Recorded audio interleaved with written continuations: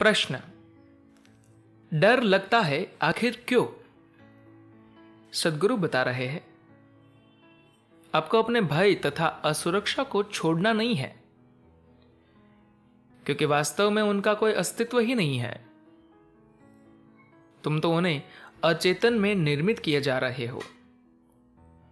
अगर तुम उन्हें निर्मित नहीं करते हो तो वास्तव में उनका कोई अस्तित्व नहीं है। तुम्हारा प्रश्न तो यह है कि तुम उनका सृजन क्यों करते हो और उनका सृजन बंद कैसे किया जाए। पहले इस पर विचार करो कि तुम्हारे अंदर भय क्यों उठता है। कारण बहुत स्वाभाविक है। इस विराट सृष्टि में, जिसका न तो तुम आदि जानते हो ना ही अंत, तुम बस एक सूक्ष्म प्राणी हो, एक नन्हा सा जीव जो कि तुम अभी हो, उसमें भय का होना स्वाभाविक है। यह भावना बहुत प्रबल है, इसलिए भय तो होगा कि पता नहीं मेरे साथ क्या घटित हो। जब तक तुम अपने आप को सिर्फ एक भौतिक शरीर के रूप में पहचानते हो, जब तक तुम्हारे जीवन का अनुभव तुम्हारी अपनी शारीरिक तथा मानसिक क्षमताओं तक सीमित है, तब तक उस भय तथा असुरक्षा का होना निश्चित है।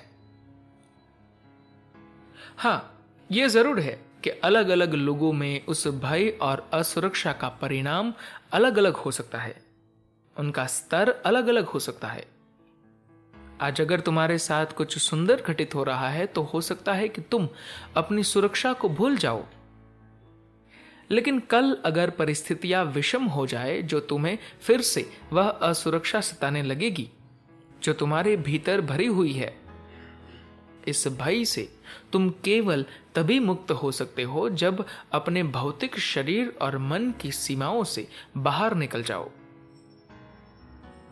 तुम्हारे अनुभव इन अनुभवों से परे हो।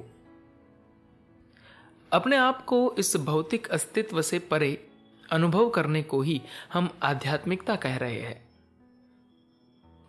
जब मैं आध्यात्मिक कहता हूं तो ऐसा मत सोचो कि इसका संबंध मंदिर जाने से है। ऐसा मत सोचो कि इसका संबंध इसके या उसके लिए प्रार्थना करने से है।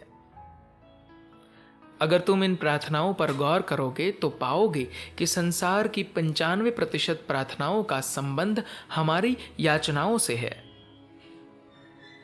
वह मूलतः अपनी सुरक्षा की मांग है या बस कुशल मंगल की कामना। आध्यात्मिक उसमें कुछ भी नहीं है। वह सीधे सीधे अपने अस्तित्व की रक्षा के लिए लगाई जाने वाली गुहार है। ऐसी ज्यादातर प्रार्थनाओं का आधार मनुष्य के भीतर बैठा वही भय और असुरक्षा है। अगर वह प्रार्थना सिर्फ आदतन संपन्न की जाने वाली एक क्रिया मात्र है तो वह फूहड़ है, जिसमें किसी एक के प्रति इतनी श्रद्धा व्यक्त की जा रही हो और शेष तमाम चीजों के प्रति अनादर का भाव हो।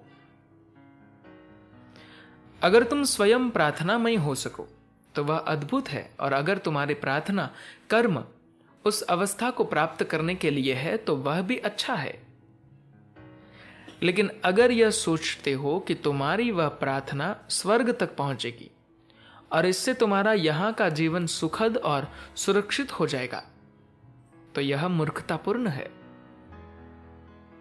यहां तो छोटे छोटे कीड़े मकोड़े भी अपने जीवन की हिफाजत खुद करते हैं।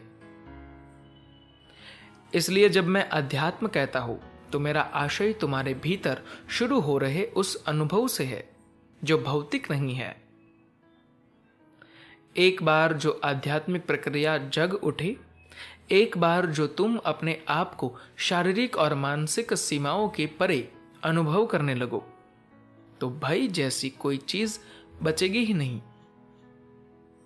भय सिर्फ एक जरूरत से ज्यादा सक्रिय दिमाग और अनियंत्रित मन की उपज है। धन्यवाद।